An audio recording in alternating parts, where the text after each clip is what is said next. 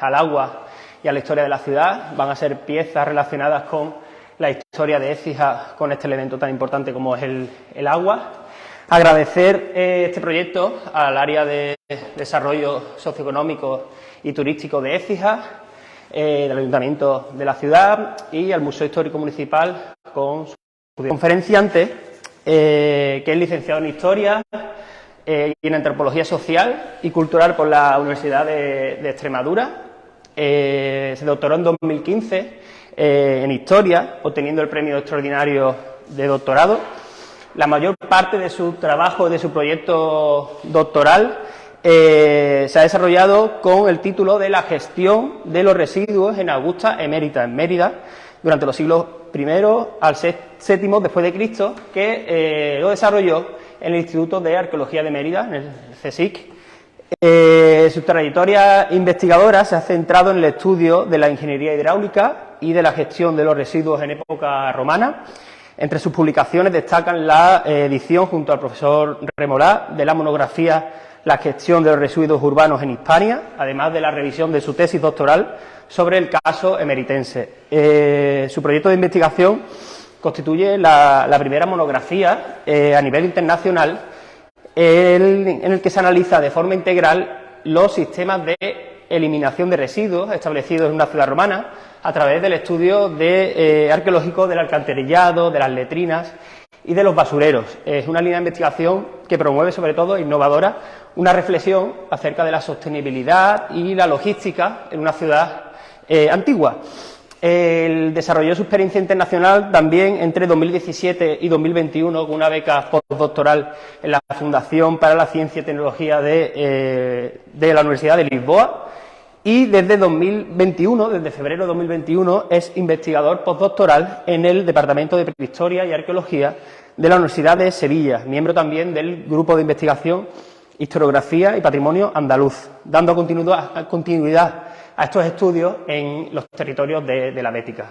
Se ha completado también su investigación con una estancia en el Centro Camille Jullian de Aix-en-Provence, en Francia, y ha participado en numerosos proyectos de investigación, es miembro de la Red Internacional de Investigación de las Culturas Históricas de Agua en Medios Áridos y Semiáridos, con sede en el Centro de la Universidad de Lisboa y la Universidad de Biskra. Ha dirigido diferentes intervenciones arqueológicas, ha presentado todos estos resultados en multitud de congresos y seminarios de carácter nacional e internacional. Además, cuenta con experiencia en la coordinación y organización de eventos divulgativos y de carácter especializado. Ha impartido docencia en el grado y el máster de la Universidad de Lisboa entre 2018 y 2021, y desde 2021 forma parte es profesorado de la Universidad de Sevilla en el grado de Arqueología. Sin más, agradecer a Jesús la presencia aquí hoy y nada, muchas gracias a los asistentes y gracias por apoyar otra vez más este proyecto de la pieza del mes. Muchas gracias.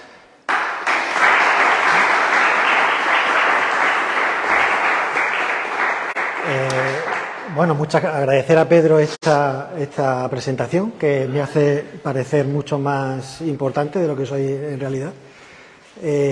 Agradecer también a las amigas de Arquinnova la invitación para estar aquí en Écija, una ciudad que cada vez frecuento más por diversos motivos profesionales y personales.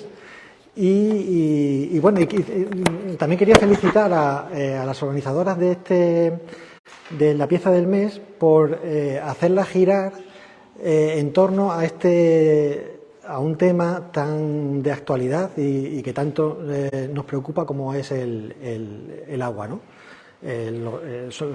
Sobre todo ahora lo vemos cada vez que llueve menos, ¿no? Entonces lo tenemos cada vez más claro la importancia que tiene este tema.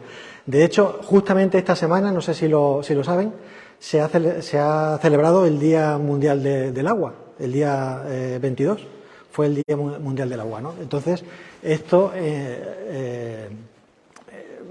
pone de relieve la preocupación que tenemos por un elemento que es precioso, que es fundamental en todos en todos los órdenes de la vida, y para el que todas las sociedades, de una forma u otra, han intentado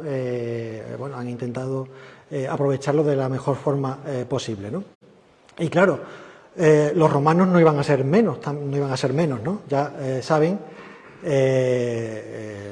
que la cultura del agua, podemos decirlo así, formó parte esencial de lo que era el modo de vida urbano en época romana, ¿no?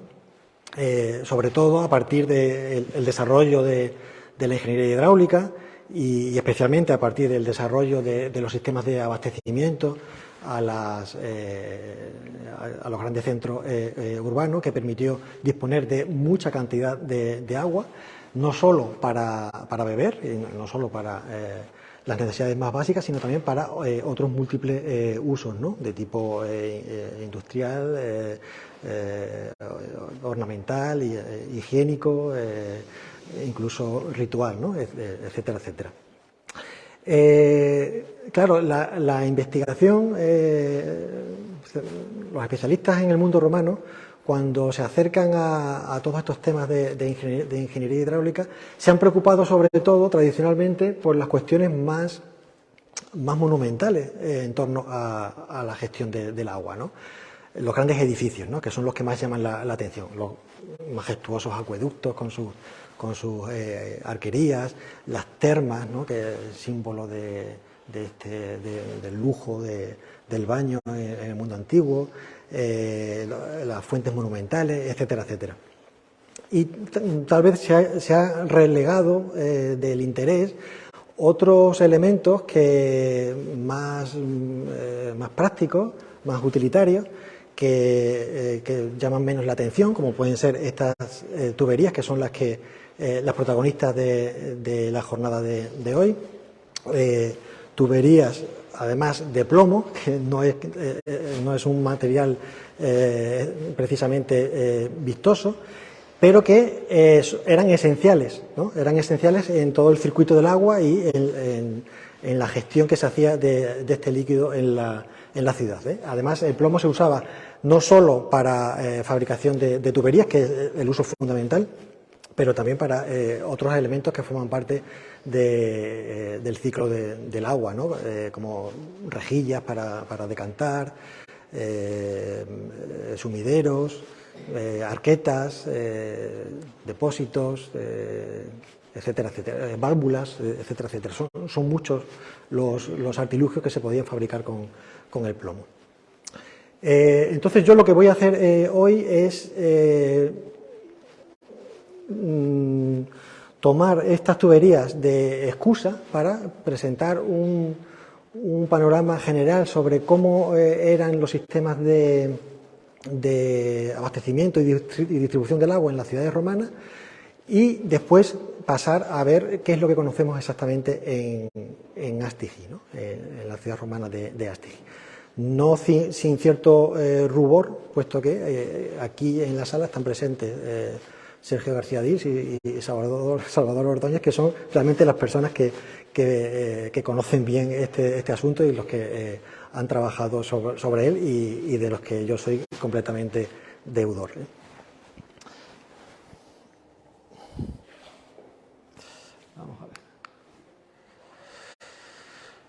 Vamos a ver muy brevemente cómo sería la conducción de agua hasta la ciudad, siguiendo un modelo tipo. Luego, al final, cada ciudad tiene sus propios condicionantes históricos, geográficos, y puede haber variedades en función del tipo de asentamiento. Pero bueno, aquí les traigo un esquema muy general sobre cómo era el sistema de conducción de agua desde el punto de captación.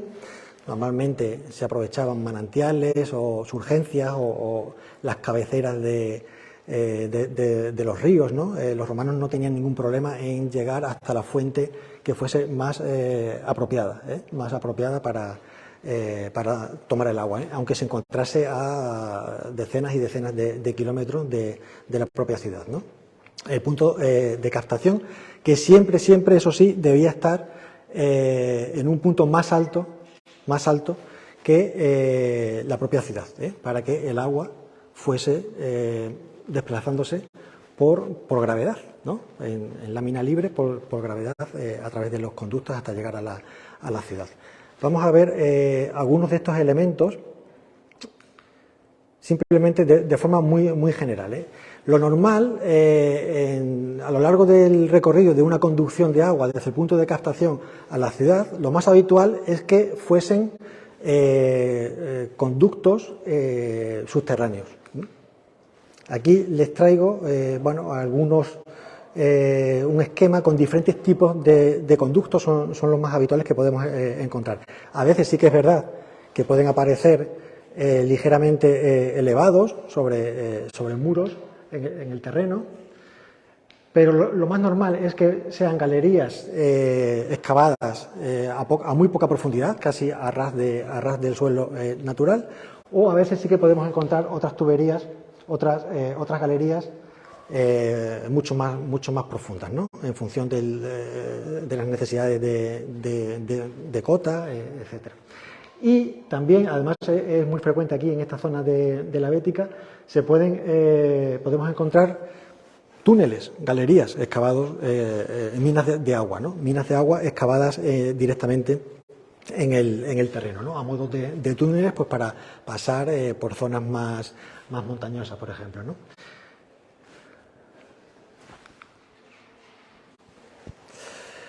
Aquí tienen un ejemplo también, un modelo, una sección tipo de cómo podría ser un acueducto.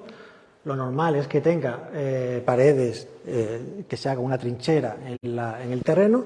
Esa trinchera se enmarca con dos paredes laterales de piedra pueden ser de diferentes materiales, ¿no? Piedra, puede ser hormigón romano, puede ser ladrillo, otro tipo de piedra. Va cubierto con una bóveda, que en este caso aparece representada una bóveda de cañón, pero también pueden ser bóvedas apuntadas, pueden ser cubiertas planas, etcétera, de diferentes tipos, ¿no? Y el interior siempre se protegía con el típico, lo que se llama opus signinum, el típico mortero hidráulico impermeabilizante, ¿no? Para proteger el agua, para evitar tanto la entrada de elementos contaminantes al interior de la conducción y también evitar la fuga de ese elemento precioso que hay que conducir, ¿no? Incluso es habitual ese refuerzo, ¿no? Ese reborde en las uniones entre el fondo y las paredes para evitar la sedimentación de los materiales que puede traer el agua, ¿no? Aquí vemos un ejemplo de la conducción de Proserpina en Mérida para que vean cómo discurre a ras de suelo, ¿no? A ras de suelo, en este caso ha perdido la bóveda, pero ven los dos muros de hormigón y el revoco impermeabilizante de opus signinum, ¿no? Y cada cierto trecho normalmente se instalan pozos de inspección, pozos de registro, que facilitaba el acceso al interior de los conductos, ¿no? Que pueden ser también de muy diversos tipos, ¿no? Aquí he traído algunos, como el del acueducto de Tiermes, que está excavado completamente en la roca, todo el conducto está excavado en la roca, y también los propios pozos de registro. Incluso pueden observar, no sé si se dan cuenta, esas pequeñas hendiduritas, esa fila y hilera de hendiduras que es la escalera, ¿no? Es la escalera que serviría de acceso a los operarios para bajar y subir al conducto, ¿no? Aquí otro hecho en piedra, ¿no? En sillares de granito en Mérida. Y normalmente, no siempre, pero es frecuente que esos pozos de registro vengan a coincidir a nivel de suelo de la conducción con una pequeña cubeta de decantación, donde se iba depositando progresivamente todos los áridos y las partículas que transportaba el agua, ¿no?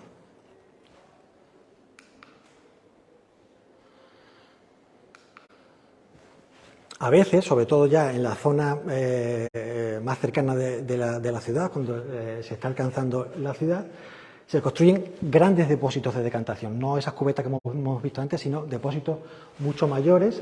Ahí tienen una restitución de cuál es la filosofía o el sistema de este tipo de depósitos, ¿no? El agua pasa, pero gracias a ese rehundimiento que hay en el terreno se van depositando progresivamente esos áridos, ¿no? Que luego los operarios deberían recoger cada cierto tiempo, ¿no? Periódicamente.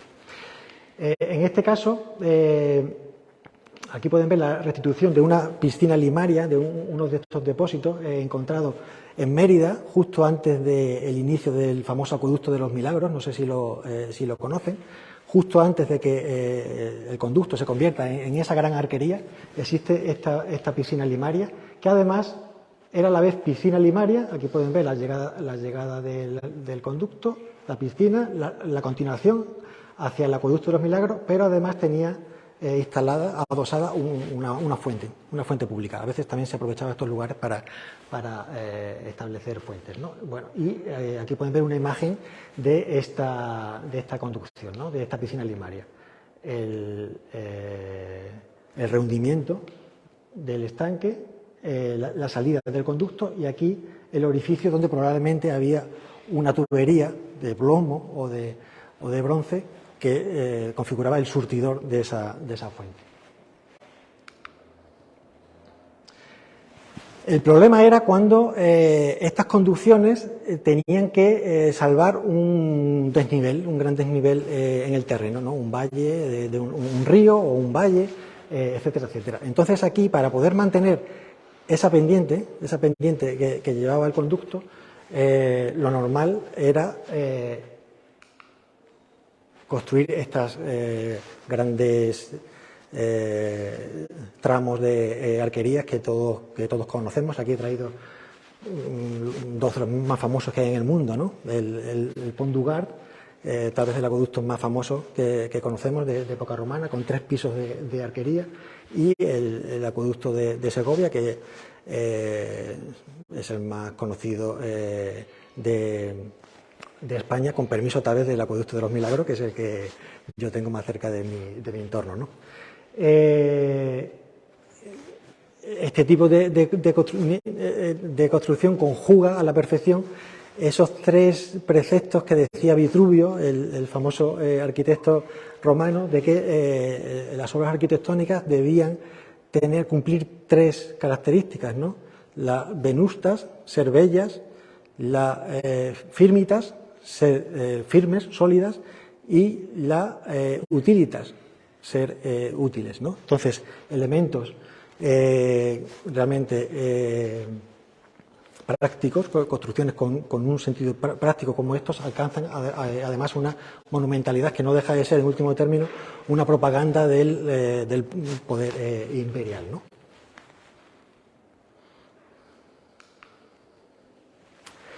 A veces también, para salvar esos desniveles tan profundos en el terreno, en lugar de crear una arquería, como hemos visto hasta ahora, se podía recurrir a otro sistema. Lo que pasa es que era un sistema bastante más complejo y costoso, que era construir un sifón invertido, ¿no?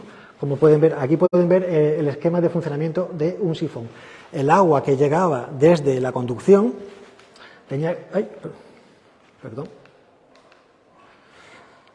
que entrar en un depósito, de llegada, donde ese agua era canalizada a través de tuberías de plomo. Aquí encontramos el uso de tuberías de plomo por primera vez en el sistema de abastecimiento hidráulico. Entraba en tuberías de plomo a presión para bajar el desnivel, del valle a salvar. Al fondo del valle normalmente se construía un pequeño puente, lo que se llama un venter, para permitir, pues, el paso natural de las aguas que hubiese en el fondo de ese valle, y con la propia presión el agua era capaz de subir por la otra orilla hasta alcanzar otro depósito terminal, el depósito de recepción, que tenía que estar siempre un poquito más bajo que el otro, para que el agua pudiese alcanzar ese punto. Y aquí, de nuevo, el agua dejaba de estar a presión para entrar otra vez en un circuito libre, ¿no?, por gravedad, ¿no?, de conducción por gravedad, como había sido hasta entonces. No son muchos los sifones construidos porque era un sistema muy complejo, muy caro, porque se necesitaba mucho plomo para construir esas grandes tuberías, que además tenían que soportar una presión enorme, enorme del agua que entraba canalizada, sobre todo en las zonas de quiebro, aquí, sobre todo aquí y aquí. Entonces, por eso no fue un sistema demasiado utilizado, pero conocemos algunos. Por ejemplo, entre los 4 acueductos que abastecieron de agua a la ciudad de Lyon, la antigua Lugdunum, conocemos 8 sifones de este tipo. Y aquí traigo la foto de una de esos depósitos de caída, el primero, el depósito de caída, y pueden apreciar los orificios donde iban encajadas las tuberías de plomo. No sé si lo ven, Las tuberías de plomo se iniciarían aquí y irían asentadas en esa rampa para iniciar el descenso del valle, ¿no? Claro, el plomo como todos los metales, suele ser siempre es un elemento de reaprovechamiento continuo a lo largo de la antigüedad y en todas las épocas históricas, y normalmente ha desaparecido, ¿no? Pero afortunadamente nos queda el hueco por el que nos indican la presencia, la existencia de esas tuberías. No solo existían sifones que usasen tuberías de plomo, también conocemos otros de piedra. Por ejemplo, aquí en un entorno no demasiado lejano, el del acueducto de Cádiz, o muy bien estudiado por Isaac Moreno, el acueducto de Pátara en Turquía. ¿Ven cómo funciona? En este caso son bloques de piedra cuadrangulares, horadados en el centro, y que van unidos entre sí con el sistema de macho-hembra, ¿no?, de machiembrado, ¿no?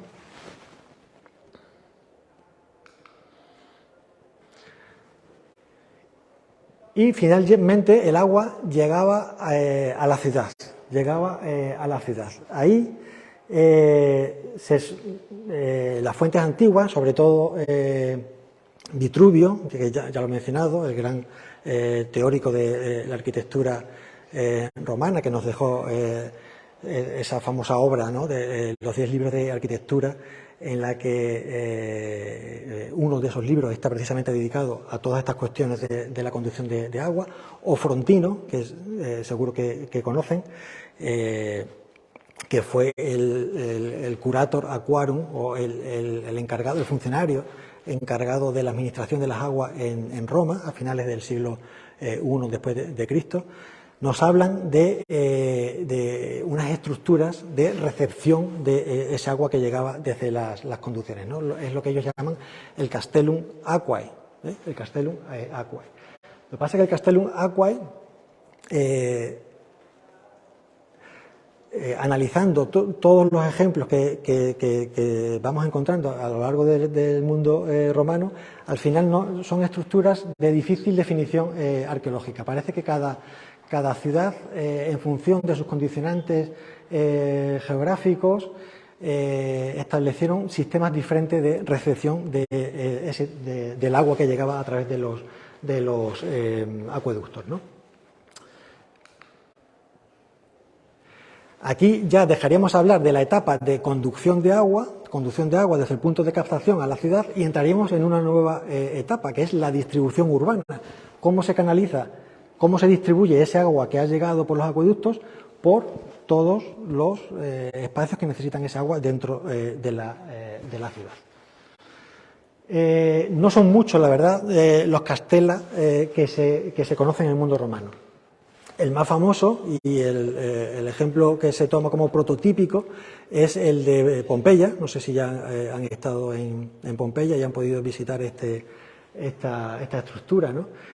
Como ven, realmente es un elemento sencillo, ¿no? Una construcción rectangular a la que llegaba el acueducto desde la parte trasera y que dentro de él se diversificaba el agua a través de tres tuberías. Ahí pueden ver el hueco dejado por las tuberías. Las tuberías han desaparecido otra vez, infelizmente, pero podemos ver el hueco que ocupaban, ¿no?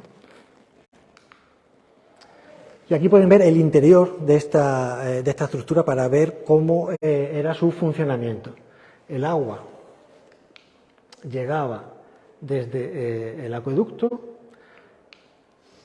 se filtraba, tenía un primer proceso de filtrado de las partículas que pudiese contener a través de dos rejillas metálicas que ahora han desaparecido, pero sabemos que existían porque queda el negativo dentro del edificio.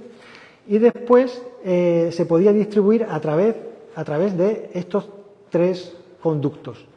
Tres conductos también protegidos por una tabla metálica que el agua debía rebasar. No sé si lo consiguen ver aquí. Esta se situaba a menor altura, de modo que, digamos que el flujo principal de agua pasaba por la del centro, y después se podía regular el flujo por las otras dos. Se podía alternativamente regular el flujo para que fuese por una tubería o por la otra, ¿no? De modo a abastecer a la ciudad. Pueden ver que esta estructura es muy pequeña. No son depósitos de acumulación de agua, no son cisternas ni reservas de agua. Es simplemente una estructura de decantación de agua y distribución urbana. Y otro castellum muy bien conservado, se me había aquí olvidado comentar. Es curioso porque Vitruvio, cuando habla de la distribución urbana y nos explica el mecanismo de los castelas, dice que desde allí el agua tenía que ser distribuida, era distribuida a tres destinatarios.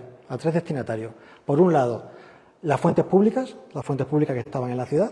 Por otro lado, los baños públicos y por otro los privados que pagasen la tasa pertinente para recibir agua en su casa, ¿no?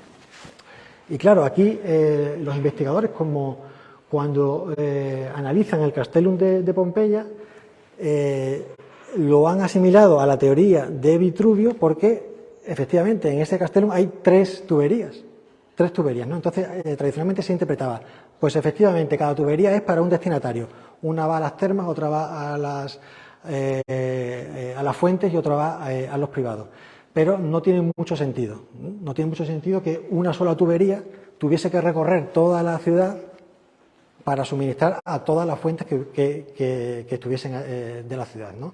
Entonces lo normal es que estas tuberías, que además son de gran módulo, lo que hiciesen sería distribuir por zonas, por barrios, y dentro de cada barrio luego se iban bifurcando en otras tuberías menores para ir dando servicio a los destinatarios que allí hubiesen, fuesen privados, fuesen fuentes o fuesen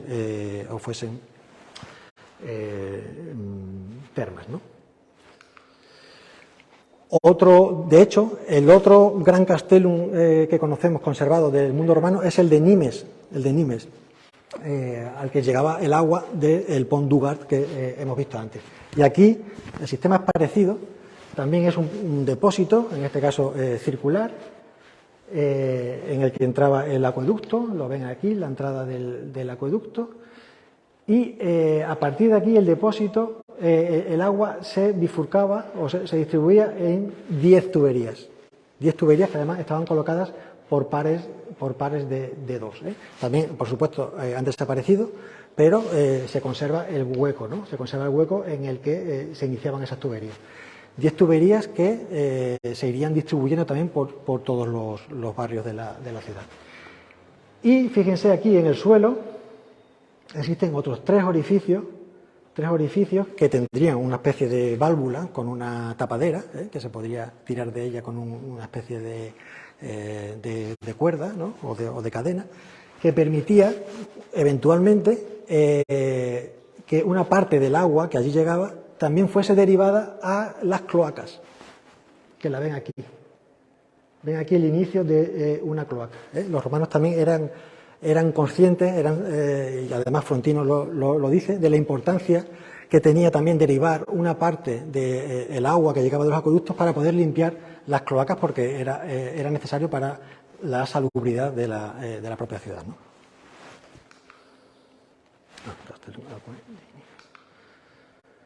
Bueno, aquí tienen una restitución de cómo sería este edificio, con el pequeño depósito circular, que no es para acumular agua, es para filtrarla y redistribuirla, con los pares de tuberías y la cloaca que pasa debajo.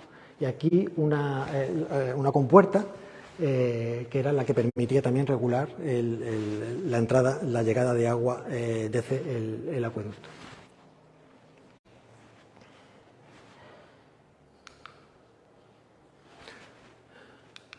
Si quieren ver cómo funciona un castellum aquae, no hace falta que vayan a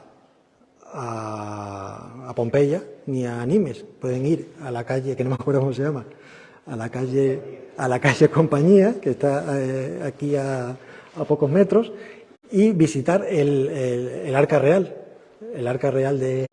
del agua, ¿no? en Écija, levantada a final del siglo XVI, y cuyo sistema de funcionamiento es exactamente igual que un castellum romano. Cumple la misma función.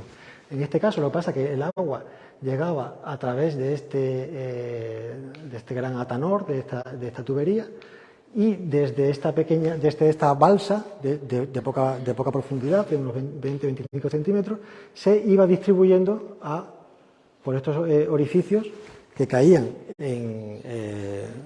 por gravedad hacia las fuentes, ¿no? Hacia las fuentes públicas de Écija y otros destinatarios, ¿no?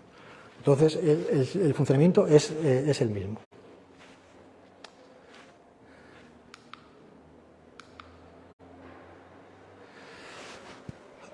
A otra pequeña escala podemos encontrar otros castelas más modestos, como vemos, por ejemplo, en Córdoba. No sé si alguna vez han tenido que coger un autobús en la estación de autobuses, pues en el subterráneo de la estación de autobuses todavía se puede ver esta estructura que pertenece a la llegada, al final, del acueducto que suministraba agua a los barrios occidentales de la ciudad, y probablemente también al circo que estaba allí en esa zona, en los barrios extramuros. ¿Y qué encontramos aquí? Encontramos un pequeño depósito también con una arqueta de plomo cuadrangular. Aquí llegaba el acueducto, aquí tiene la llegada del acueducto, la arqueta, y desde la arqueta se distribuía a través de dos pequeñas tuberías. Estas son dos tuberías de plomo, una de ellas se encontró en la zona, la otra no. Estas son reproducciones, dos tuberías que conducirían el agua hacia los destinatarios que hubiese en esa zona de la ciudad, ¿no? El funcionamiento es el mismo que lo que hemos estado viendo, pero a una escala mucho menor, ¿eh?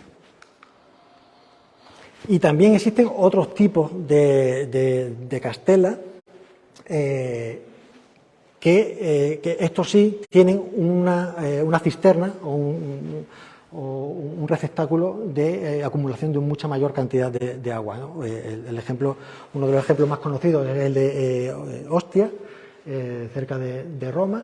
Junto a la muralla de la ciudad fue construida esta gran cisterna con gran capacidad. Aquí pueden ver la llegada, en esta maqueta, la llegada del acueducto, la acumulación aquí de agua, y aquí estaría el castellum propiamente dicho, el receptáculo de distribución de las aguas hacia el resto de la ciudad.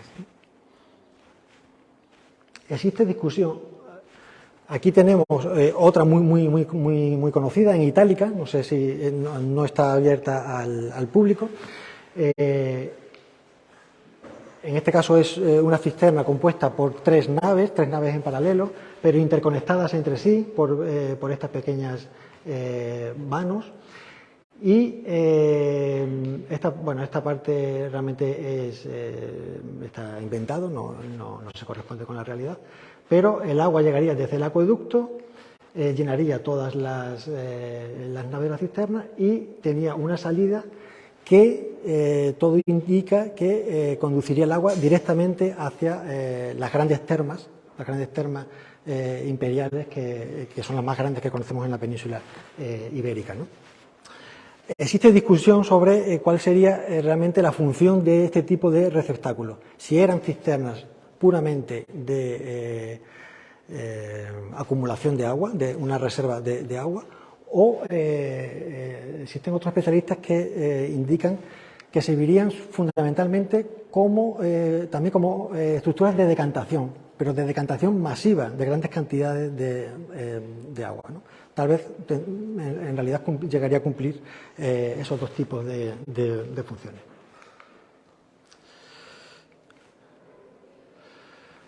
Desde los Castella, una vez que el agua entraba en ese circuito de tuberías, ahí el líquido pasaba a un circuito a presión, era agua a presión, ¿no?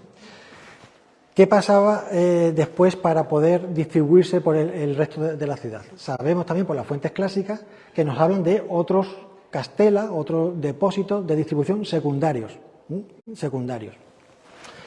Los primarios, que se me ha olvidado comentarlos, normalmente los principales suelen estar junto a la entrada, junto a los límites de la ciudad, cerca de la muralla, antes o después de la muralla, y en un punto elevado de la ciudad, para poder distribuir luego el agua fácilmente por el resto. Luego eran necesarios otros castelas secundarios. Lo que pasa es que estos no son muy habituales, no están bien conocidos, no se conocen mucho en las ciudades romanas.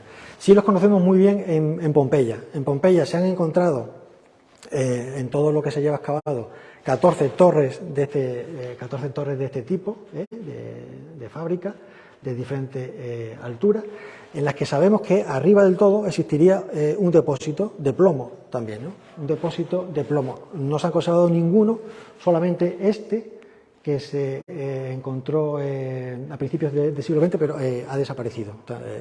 Así que realmente no conocemos ninguno. Pero afortunadamente contamos con la fotografía para hacernos una idea de cómo era este tipo de receptáculo, que es pequeño, es simplemente un receptáculo para poder recibir el agua y redistribuirla. Incluso, no sé si llegan a advertir aquí, una de esas pequeñas tuberías desde donde el agua pasaba hacia los privados, ¿no? Bueno, aquí tienen un plano de Pompeya con las 14, marcadas en rojo, las 14 torres hasta ahora conocidas. Este es el castellum principal, el que vimos antes. Y aquí un esquema de cómo funcionarían este tipo de elementos. El agua vendría por las tuberías principales, subiría, como es un circuito a presión, tiene fuerza suficiente para subir hasta arriba del todo, y una vez que se llenaba el receptáculo, salía por múltiples tuberías hacia los destinatarios que fuesen, las fuentes públicas, los privados que hubiesen pagado la tasa correspondiente, los baños, etcétera, etcétera. Y otra tubería colocada también al pie, en el otro lado, mantenía el flujo para llevarlo a la siguiente torre, y poder distribuirla a partir de ahí. Claro, este tipo de torres no son habituales, no suelen ser muy frecuentes en otras ciudades. Parece ser que Pompeya tenía unos problemas, dado que la ciudad se encontraba en un plano inclinado y había un fuerte desnivel desde la zona del castellum principal hasta las zonas más bajas de la ciudad, había un desnivel como de 30 metros. el agua que circulaba por el interior de las tuberías podía alcanzar mucha presión, y para reducir esa presión y evitar que afectasen al propio sistema, a las propias cañerías, se colocaban estas torres, ¿ven? Estas torres en las que se disminuía esa presión, se disminuía esa presión arriba del todo, y colocadas sucesivamente iba disminuyendo progresivamente la presión que pudiese tener el agua, ¿vale? Bueno, lo voy a pasar. Entonces, ¿cómo son estas las famosas tuberías que protagonizan la conducción del agua por el interior de la ciudad? No todas eran de plomo, también Vitruvio incluso nos habla de diferentes, ya que estoy hablando de agua, me ha entrado un poco ese. Vitruvio nos habla de otros tipos de materiales, incluso él recomienda que las tuberías de cerámica, porque el agua porque eran más salubres y el agua era más fresca y tenía mejor sabor. Y de hecho las conocemos, tuberías de cerámica. Aquí pueden ver un ejemplo en Mérida. Aquí pueden ver el empedrado de una calle romana. Esta tubería no, por supuesto, que esto es contemporáneo. Y junto, por la zona peatonal de la calle, discurría en paralelo la tubería de la cañería de cerámica, ¿no? Y aquí pueden ver un detalle también de cómo son esas piezas también con el sistema de machimbrado y la junta impermeabilizada con cal. O incluso en zonas con mucha masa forestal, sobre todo en el norte de Europa, también conocemos tuberías en madera. Tuberías en madera que, bueno, se hacía vaciando la mitad de un junco, ¿no? de un tronco de madera, vaciando la mitad, acoplándolos y uniéndolos con bridas de metal. Claro, la madera no se ha conservado en el registro arqueológico, pero sí que se ha conservado el negativo del lugar que ocupó esa tubería y las bridas de metal que unían esos troncos, esas piezas. En este caso incluso son casos que se han documentado en San Román, en Gal, cerca de Lyon, en el centro de Francia, en la que se combinan tuberías o tramos en madera y tramos en plomo.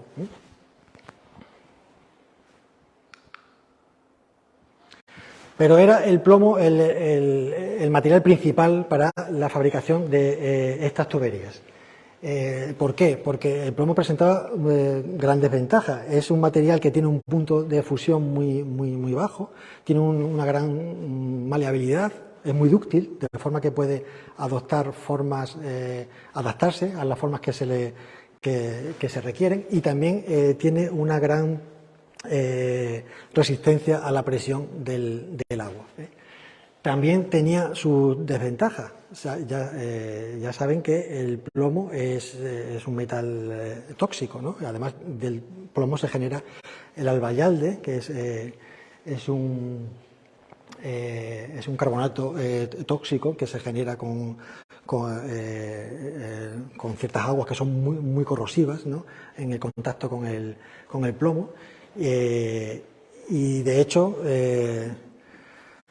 las teorías conspiranoicas, ¿no?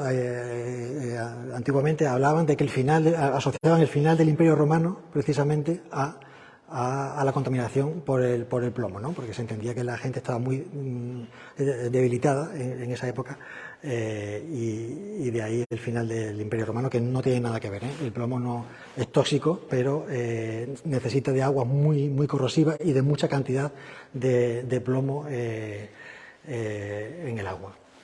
De hecho, se han usado tuberías de plomo en los sistemas modernos de abastecimiento hasta hace poco, ¿no?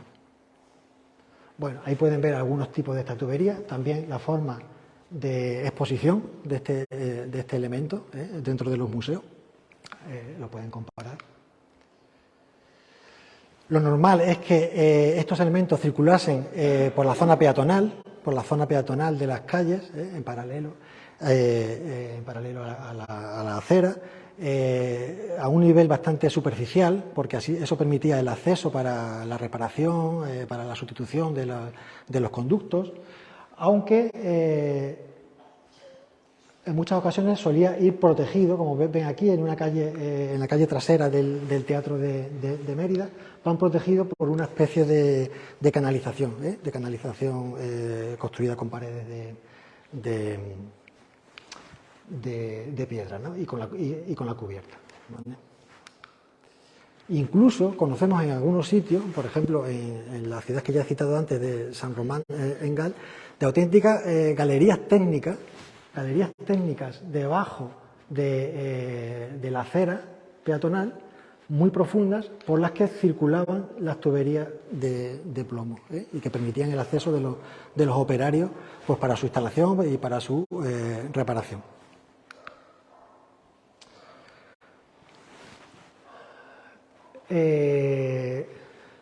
Sabemos que, sobre todo a partir de, por lo menos en épocas de Augusto, que existían unos calibres oficiales,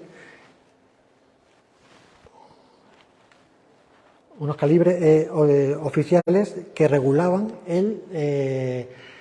la cantidad de agua que podía pasar por esas tuberías, ¿no? Aquí les traigo esa imagen de tuberías que son reproducciones en realidad, pero son reproducciones de otras originales del Museo del Agua del Pont du Gard en Francia, para que se hagan una idea de las dimensiones que podían tener las diferencias de dimensión que podía haber entre unas y otras.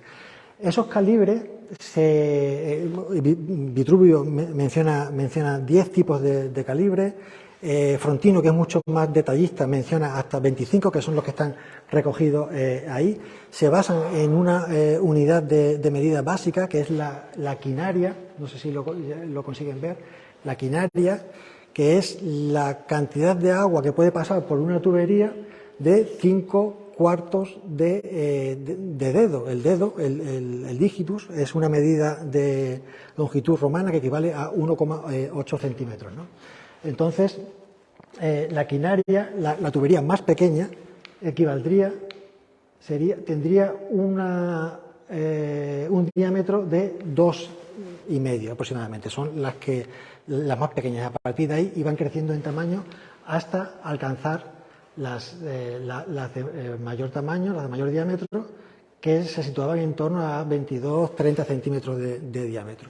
No quiere decir que no hubiese tuberías mayores, que de hecho las conocemos, hasta de 40 centímetros, pero estas serían las que se usaban dentro del circuito de distribución urbana.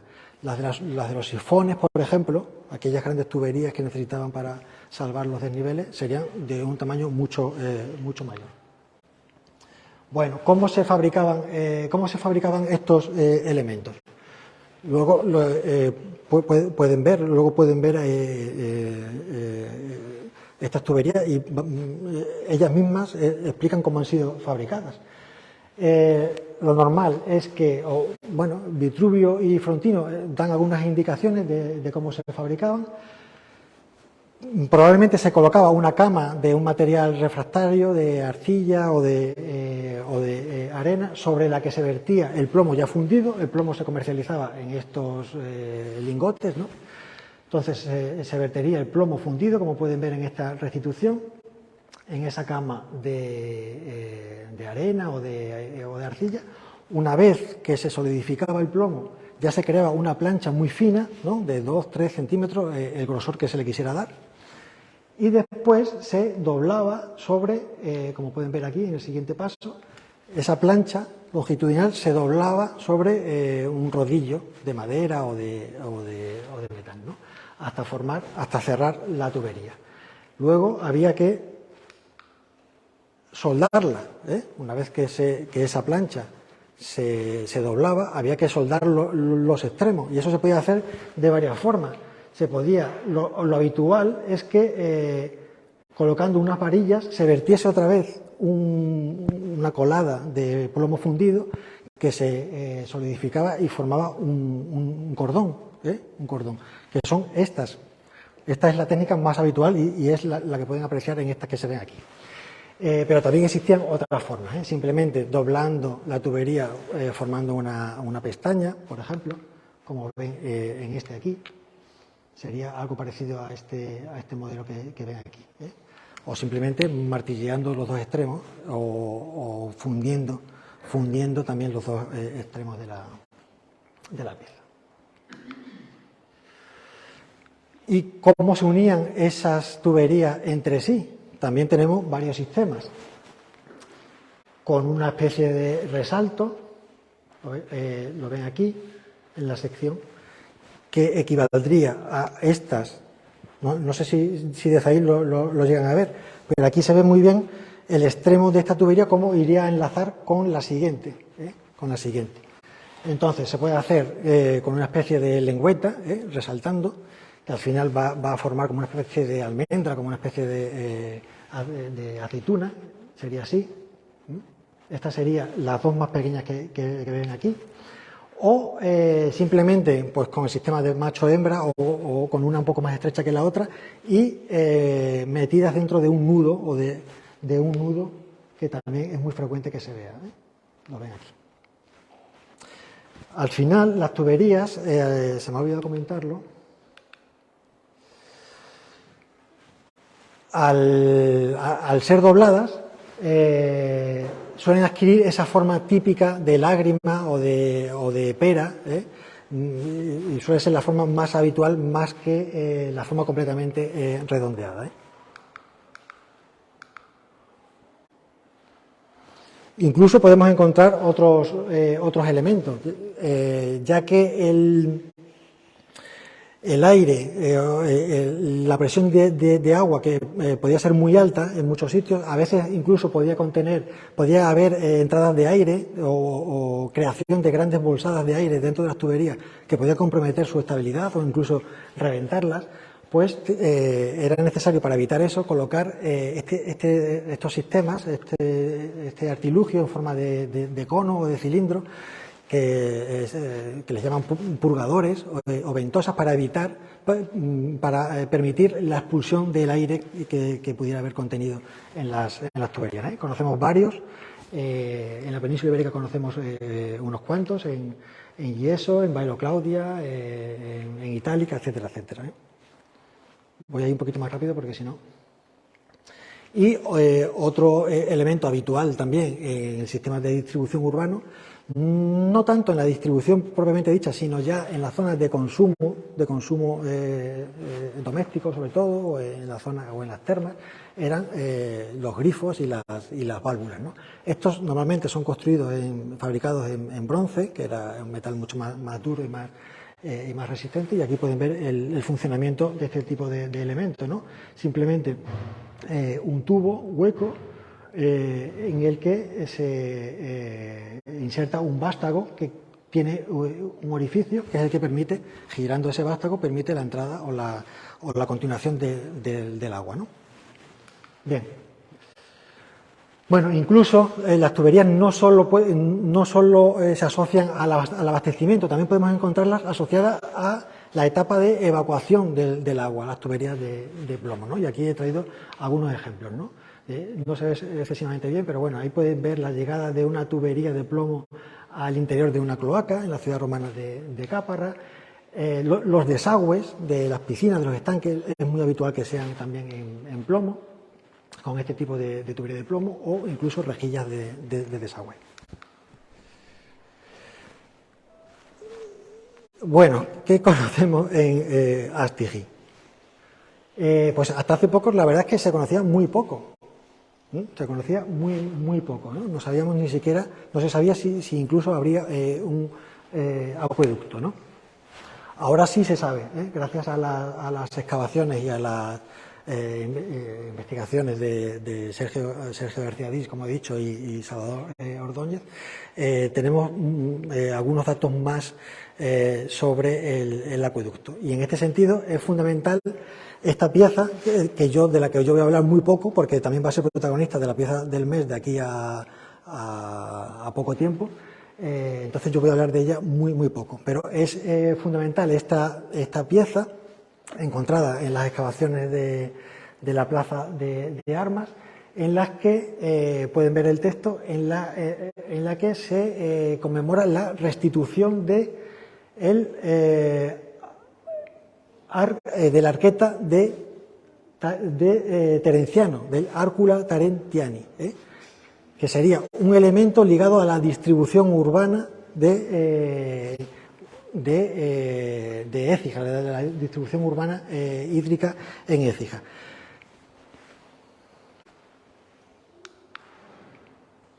Este elemento apareció, esta pieza apareció directamente caída en el lugar en el que se encontraba, ese Árcula. Ese Árcula sería probablemente un depósito no encontrado, pero que debía estar allí situado, un depósito de distribución de agua, una arqueta de distribución de agua. ¿Por qué se sabe?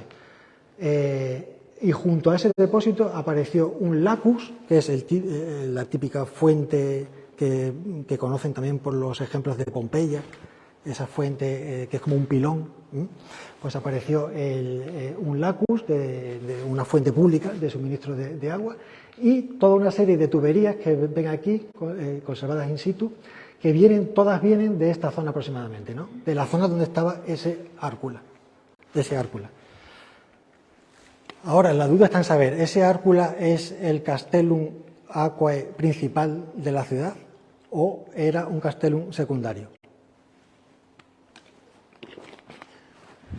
Bueno, como no tengo mucho tiempo, yo dejo ahí la pregunta y ya Sergio que la responda en su conferencia. Aquí pueden ver los calibres, la sección de las tuberías que han sido encontradas. No son de gran capacidad, son de las de módulos más pequeños. Y finalmente llegamos a nuestras protagonistas, aunque ya hemos hablado mucho de ellas, ¿no? En la exposición del museo se conservan estos 3 ejemplares, 2 de un módulo de un calibre más pequeño, que fueron encontradas en la calle Puente, en una vía, en el espacio de una vía, que es por donde suelen circular las tuberías. Como digo, son de pequeño calibre. Y la otra, que tiene mucho más interés, aparte de que tiene un calibre mucho mayor, tiene un diámetro interno de 9,2 por 12 centímetros, sería una bicenaria, o sea, una tubería ya de cierta capacidad, y tiene además el interés de conservar una inscripción, que es muy habitual también en las tuberías romanas, ¿no? Y en concreto lo que dice es lo que pueden ver ahí escrito, ¿no? Que esa tubería pertenece a los colonos de la colonia Augusta Emérita y fue fabricada en el taller de Marco Aurelio Caro. O sea, vemos que se trata de una infraestructura pública porque pertenece a los colonos de la ciudad, pero que fue fabricada con la participación pues, de un taller especializado en este tipo de elementos, ¿no? Y conocemos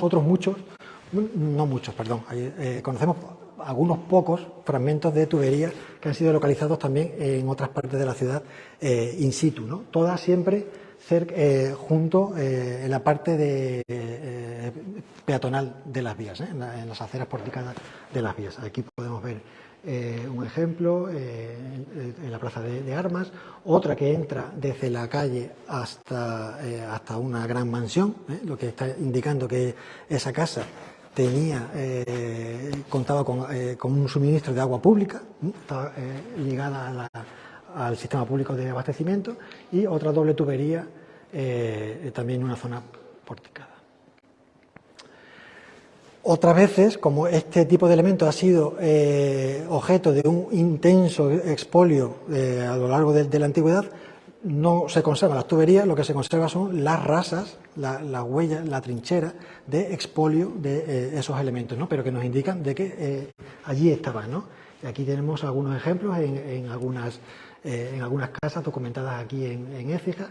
Pueden ver incluso aquí en la Domus 1 de la plaza de Armas cómo se ve muy bien la llegada de la tubería, por dónde llegaba la tubería hacia el peristilo de esta casa, ¿no? Aquí pueden ver el peristilo de una casa, el patio porticado de una casa, con sus pasillos ricamente decorados con mosaicos. La zona central del patio era una zona jardinada y tenía en el centro una fuente. Aquí pueden ver el basamento de la fuente y la rasa de esa tubería que abastecía esa fuente, que desafortunadamente pues se ha perdido, ¿no? Bueno. No eran solo los acueductos los únicos medios de abastecimiento de las grandes casas, también las grandes mansiones también tenían su propio sistema autónomo de abastecimiento a través del famoso sistema de impluvio, ¿no? De esas aberturas que recogía el agua de lluvia, cuando llovía, lo que pasa es que aquí en Écija no llueve mucho, o a través de pozos que captan del manto freático que había en el terreno, ¿no? De modo que las casas siempre se aseguraron de tener sistemas propios de abastecimiento, ¿no? Y creo que esto es todo. Muchas gracias por la atención.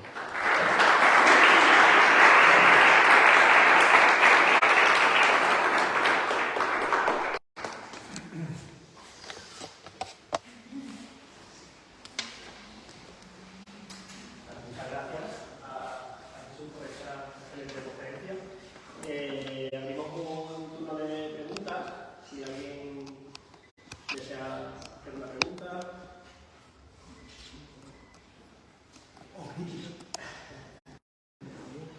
Bueno, yo sí que tengo una pregunta. Si se conoce algo acerca de la salubridad del agua, qué niveles del agua, si está muy contaminada o a nivel del consumo de la ciudad. Por ejemplo, Frontino habla de algunos de los 10 acueductos o 11, ¿no? Que llegaban a Roma, habla de que algunos de ellos el agua prácticamente era agua chirre, era barro, que traía tanta cantidad de partículas, de tierrecilla, que no se podía beber. No se podía beber. Entonces, claro, nosotros además tenemos que tener en cuenta que los romanos tenían muchos problemas gastrointestinales, ¿no? Entonces, probablemente el agua que ellos bebían, un vaso de agua, si pudiésemos tomar el agua de un acueducto romano ahora en un vaso transparente, no sé si nosotros llegaríamos a beber ese agua, porque tendría mucha tierrecilla, ¿no? Eso me refería. Gracias. ¿Alguna pregunta? Pues damos por cerrada la sesión de hoy y agradecer la asistencia otra vez, y el mes que viene tenemos el 15 de abril, la próxima pieza del mes, que será sobre las inscripciones islámicas de la Torre de Santa Cruz. Así que os esperamos el próximo mes y damos por cerrada la sesión. Muchas gracias, Jesús, y nada, hasta la próxima.